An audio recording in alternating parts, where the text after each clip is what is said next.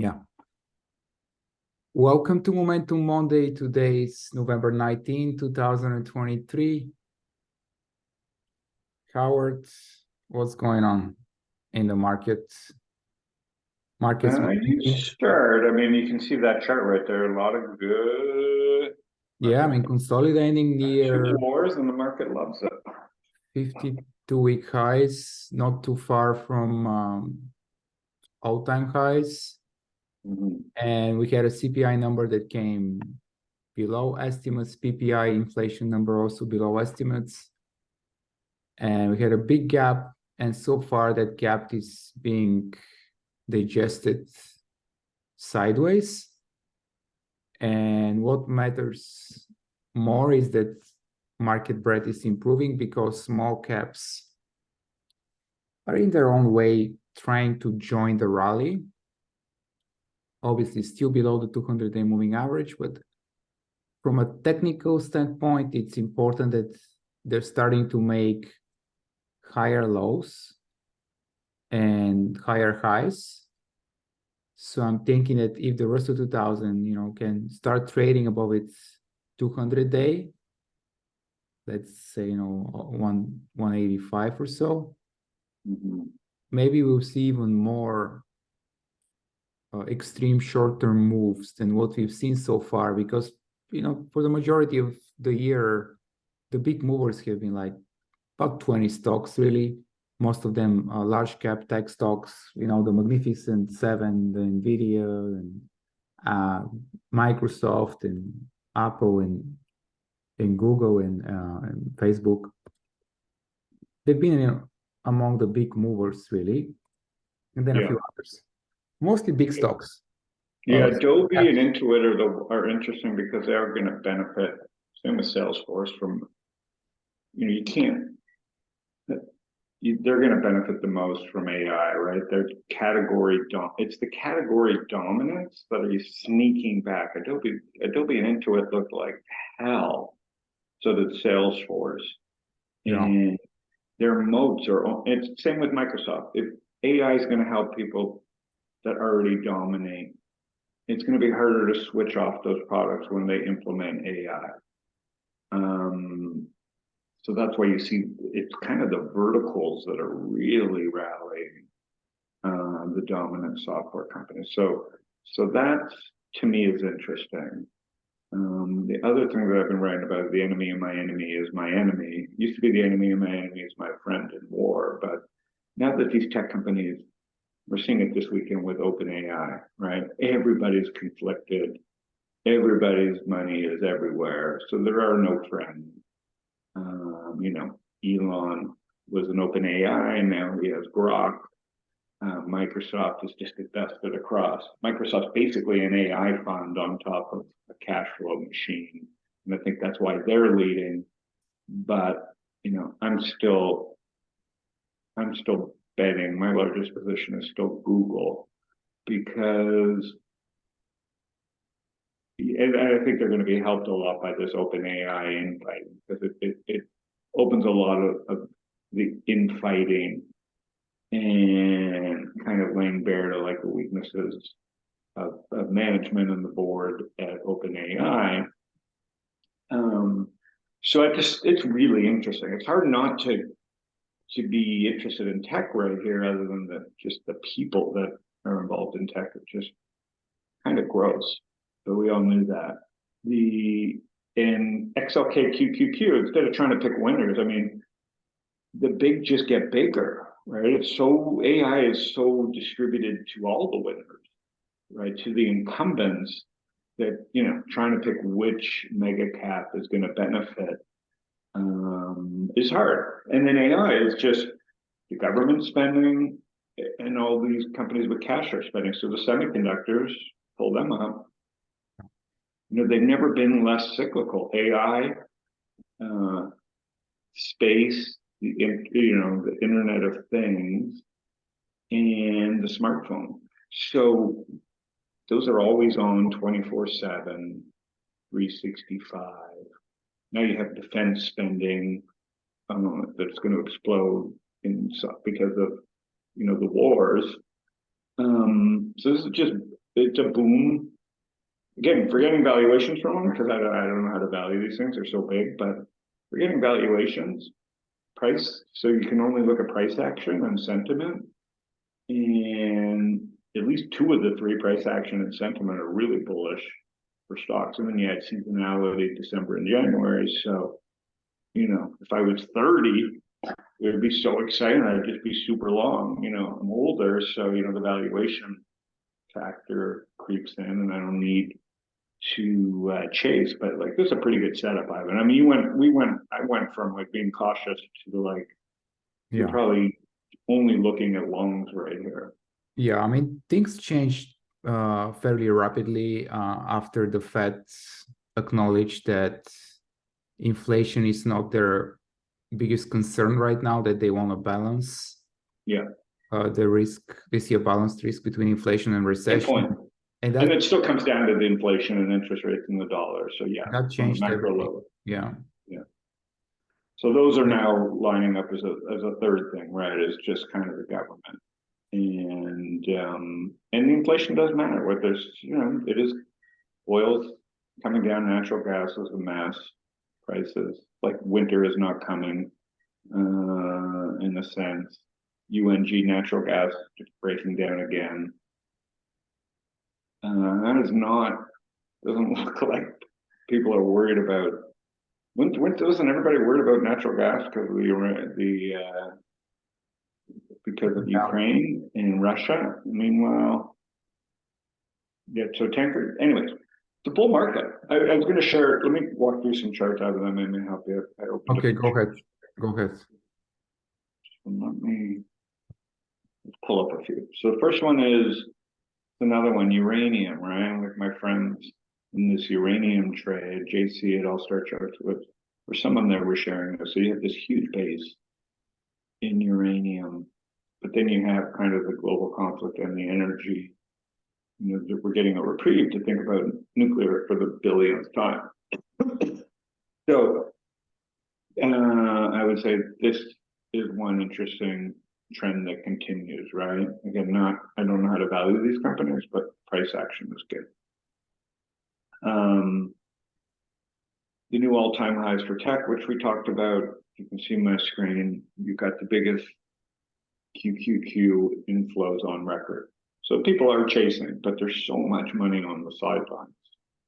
And, you know, so that's a bullish potential sign, even though there's record inflows on QQQ.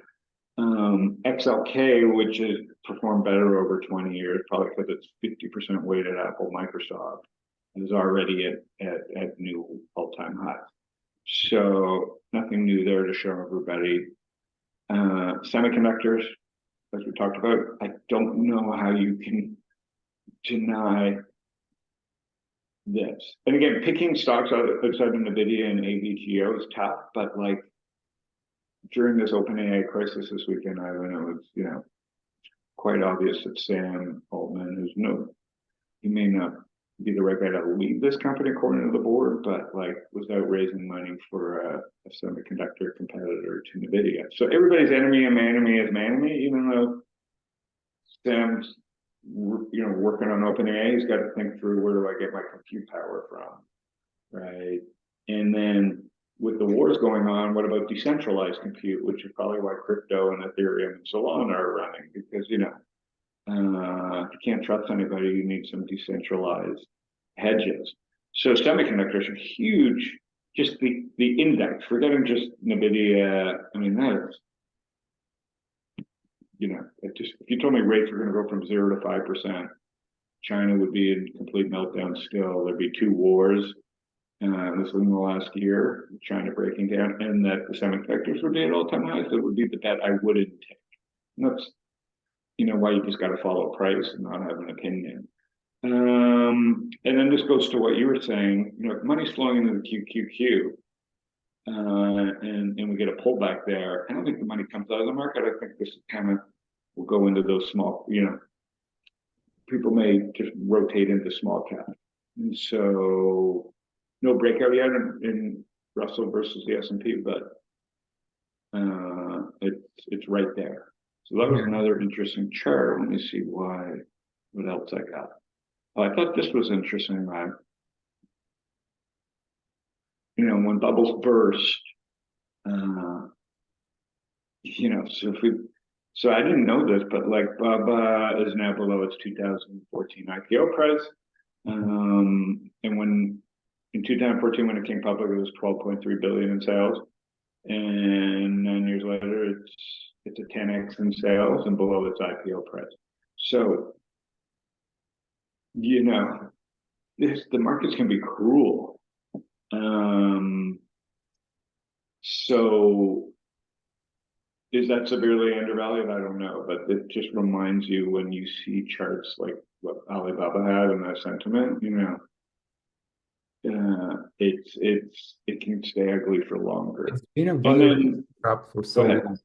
Go Yeah, ahead. Alibaba has been a valuation trap for so long. Even someone like a super smart person like Charlie Munger, even he's been burnt because he believed in it for so long, and even he finally, I think, threw the towel and just gave up. He understood it, you know. Oh, he was in Baba too, right?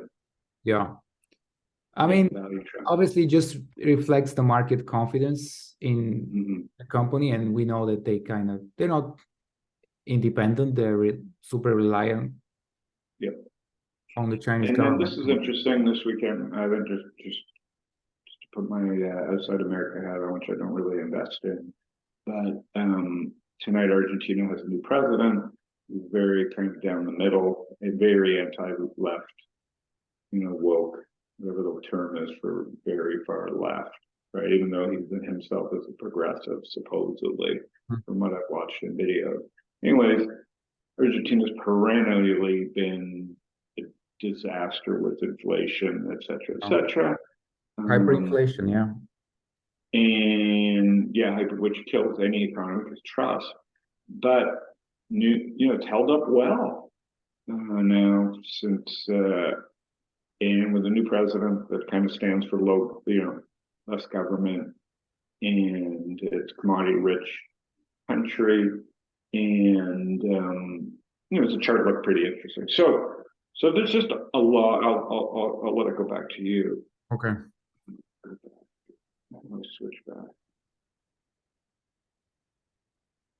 I stopped sharing. Yeah, so I switch back.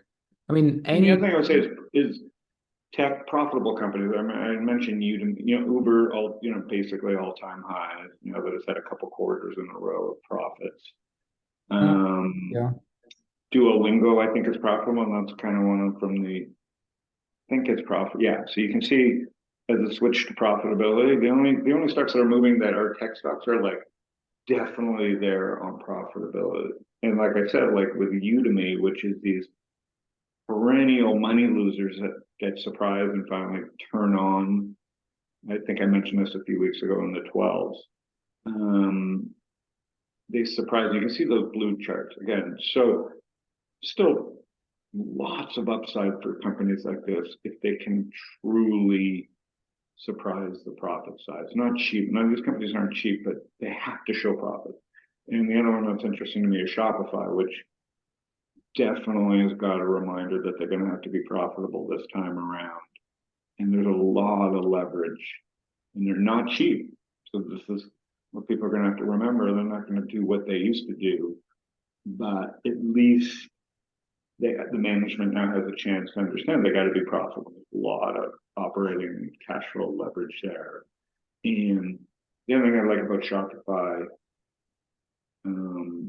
is e-commerce is now kind of underinvested from VCs. And we all know that the secular trend of e-commerce is going up. So money's going to flow back into e-commerce as better models, right, happen, where people aren't just focused on selling something from Alibaba on their website this time. And those people have been flushed out. So Mercado Libre, obviously, again, that's just more risk because you're dealing with foreign companies. You know, I still think you got to stick with U.S. First. But yeah, Mercado Libre, perennial leader. And then you can see like the squares, even the fintechs that we talked about that I hate at the bottom. Yeah. I mean, related to crypto, Square is related. It's perking up a little bit. But I'm saying you can see the blue bars it's, it's terrible management. They're all over the place, but they're profitable. And stocks will bounce. Your profitable stocks will bounce. And so the worst stuff is starting to bottom, right? So there's the market's acting like, at least the next few months, if things are okay. Doesn't mean prices will go up from here, but it's hard to. The market's got a lot of negative sentiment and a lot of reason for people to already be. The first 10 pages are full with like trauma, and so no one's talking about what can go right, and that's when stocks go up. Yeah, I mean, nothing goes straight up. Obviously, the bull markets, they often see sector rotation. So I think the most positive thing we can see is if we see a rotation from all the few mega caps into mid caps, into small caps, which tend to move faster anyway. So that would be really a sign that this bull market really has more room to run if we see this type of rotation, if we basically see more speculative names starting to outperform the big mega caps. No one's talking about the market. Congress is talking about which country they should defund, or what war we should be backing. No one's focused on. For a decade, it was like, ooh, what's the Fed going to do? Zero. You know what I mean? Like still dealing with the '08 crisis. Yeah. And now the markets can quietly do their thing because no one's focused on them, right? Like rates. There's a lot of macro problems, but the indexes are controlled by companies that are just so big and unbeatable. Like, how do you can't bomb Apple, right? Like you can bomb an oil company's pipeline, you can disrupt commodity flows, you can hurt retailers. But how do you hurt Apple? Like, I mean, they're always way, obviously. You can't unplug something and hurt their sales. People need their iPhone. Same with Google, same with Facebook, and WhatsApp has proved that. Same with Amazon, same with Shopify. Like, it's hard to unplug. It's hard to take down these companies. They have so many knobs and dials, and they're so hard to get, right? Like, there's not one weakness. So, and even those type of companies, Howard, they have to be accountable. And we saw it last year, though, when interest rates went up so much, so fast. All of those mega cap companies, they went down anywhere between 30-40%. Tesla was down almost 80% in a year. Yeah. So they were punished pretty severely. And they got the message. And towards the end of last year, every single one of them went out and they cut costs. They cut workforce. True. You look at Netflix and Facebook, they were the ones that got hurt the most. NVIDIA, Netflix, Facebook, really, Apple did not make as many mistakes. And so what's interesting is the NVIDIA, Facebook, Meta, and Netflix are going to come out way smarter, right? Because they survived like a major drawdowns into 2022 and really, got smarter for sure. Facebook, Zuckerberg definitely got smarter from the trauma. And he's not going to make the same mistakes again. And then Netflix is obviously, they're benefiting just because of the competence of their competitors. But now, let's be honest, like, I'd kind of been out of Netflix, but this is the one I'm really looking at. The strike's over. They come out of this with a lot of pricing power. It's not a cheap stock, which is the problem. But, it's a 2017 prices. I mean, if we go back, can we look at a monthly? Yeah. Oh, it's not. So where is this? 2017 prices. And if we look at the financial, if we go back and look at the forecast, on the left. So in 2017, they're making $1.25. So, 15 times, improvement in earnings in the same stock price. That doesn't mean it's going higher, as we saw with Baba. But like Netflix has a lot of tailwinds now because the competition kind of got weaker. and they continue to globalize. And so, Netflix is one of the more interesting ones to me. But I don't love the content, but I think they'll solve that very quickly now that everybody's off strike. A lot of pent up content. And with 2 wars, the amount of content and storytelling over the next 20 years is going to be insane. Are you watching anything on Netflix right now? No, I don't think there's anything great on Netflix. I've been watching, like I said, the strike has kind of caught up with these companies. It's just a lot of crap content that you've seen. But man, in the hopper, they're going to spend.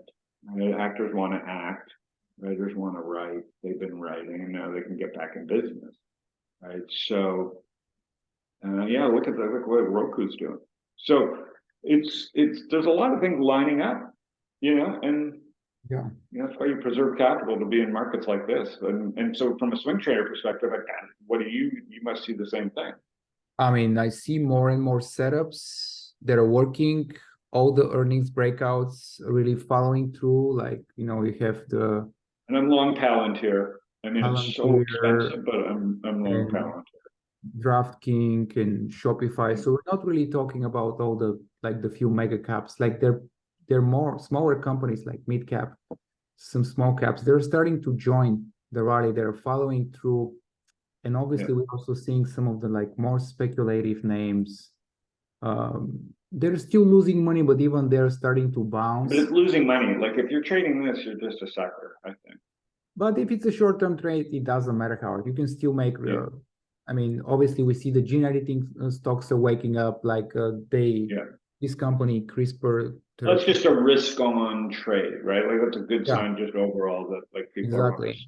I mean, one of their gene editing treatments was just. There must be news for that to go from all-time lows to. Yeah, they had a treatment that was just approved in the UK, and the other gene editing stocks, they just kind of went up in sympathy, but they've been big dogs over the years, but there's a lot of resistance there. So I'm saying, it's working. If the market's good, focus on saving lives, Howard. So it's I wouldn't be surprised if we see some of them really. I mean, this one seems doing better than the rest, but it's still far below all-time highs.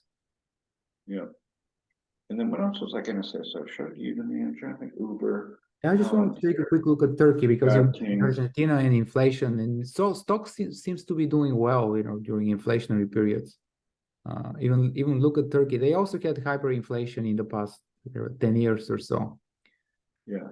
And I guess it just. My eyes are on Argentina just because it's just been a dog for so long, but the market's perking up and then the new president. So. I mean, you have, what was the Argentina? So we have Arco, which is like the McDonald's of South America. It's an Argentinian stock breaking up. I mean, that's what. Well, that's very interesting. So what is the ticker there? ARCO. That's basically the McDonald's. That's super interesting, and it's profitable. Yeah, and then they have the bank. GLB. No, what was the bank? I forgot. Arco, that's super interesting.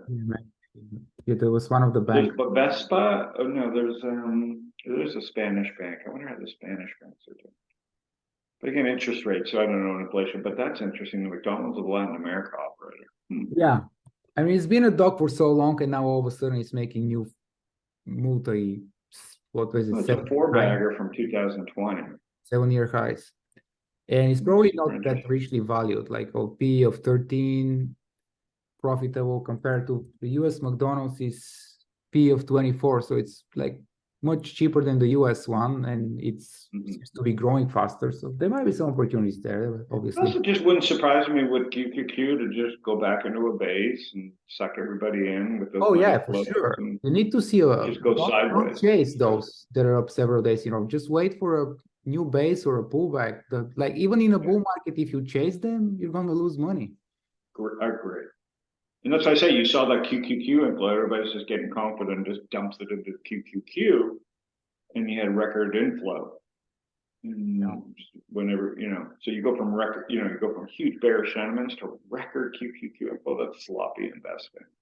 That's people going from. Yeah. So you gotta really be careful, and that's why I'm I mean, the biggest threat, even within the Howard, mega caps, you can find some dislocation, right? Like with Facebook last year, and now it seems like Google underperforming. But I don't think Google stays underperforming for a while. But again, yeah, the good news is we're not in a bear market. That's a good sign. no. Well, in And the terms good of, news is, guys, swing traders like you are back looking for dips. oh yeah, definitely. I mean, it's been so much easier and just more pleasant to trade in the past few weeks. Correct. Like, You know, like in the end, it's just more interesting when the markets are not going down. and I'm not surprised with those huge shows and the huge inflows in the queues and in the market in general, because the single biggest risk for professional money managers is to underperform during an up here for the market. Like no one's gonna tell they're you way lagging. anything Everybody's if lagging. you lose, 10-15% when the market is down 20%. But if you're barely up when the market is up 40, you're down basically. That's why you see that chasing. It's why I hated my job. Like the ETFs in the market cap lane is just too. And I'm saying, like, even if I was running a hedge fund today, I would be QQQ with the subtle differences, right? So that I don't have one of these down 10 versus up 40 years, right? It's everybody's kind of become an indexer, whether they want to say so or not, because you just can't afford to have a down 10 versus an up 40 year. And I'm underinvested, as I've said all year, because of just my age and stuff, but still 10 to 20% up, like, is fine. But if I was a professional money manager, like managing other people's, this would be one of the most harrowing years ever. Yeah, just definitely. just because it's just been wild. And underneath it all, Apple and Google and Microsoft carried it. So this year's a good lesson about why indexing has worked. And I think it's also a really good lesson, as I said before, is how tough it is, forgetting how overvalued these bank stocks maybe, is how tough it is. You got China, you've got Ukraine, and you've got the Middle East, and these companies are not missing a beat, because they have their products in your brain, like they have their products just as part of your life, and so it's very hard to unhook them.